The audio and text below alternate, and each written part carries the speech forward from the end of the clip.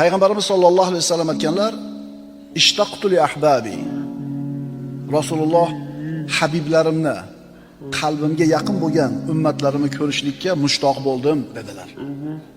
Sahobalar: "Avalasna ahbabuk?" Biz sizni habiblaringiz emasmizmi? Rasululloh aytdilar: "Antum ashabi."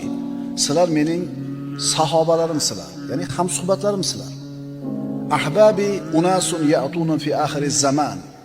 Mening habiblarim, qalbimga yaqin bo'lgan ummatlarim oxir zamonda keladi.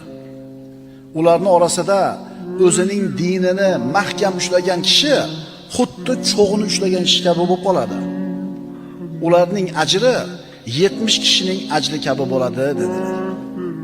Shunda sahobalar: "Minna aw minhum?" Ulardan 70 tami yo bizdan 70 tami? Qola bal minkum. Sizlardan 70 tami. Ya'ni sizlardan 70 deyiladi qilgan ajringlar ularni bittasini qilgan ajri bilan teng bo'lib qoladi. Sahobalar nimaga unday bo'ladi deb so'rashdi. Payg'ambarimiz aytdilar: "Li'annakum tajiduna alal khayri a'wanan va la yajidun." Chunki sizlar yaxshilik ustida yordamchini topasizlar. Ya'ni men sizlarning ichingizda turibman, yaxshi ishlarda yordamchi bo'lib, ularda esa yo'q. Ular topmaydilar, chunki Rasululloh vafot etib ketgan.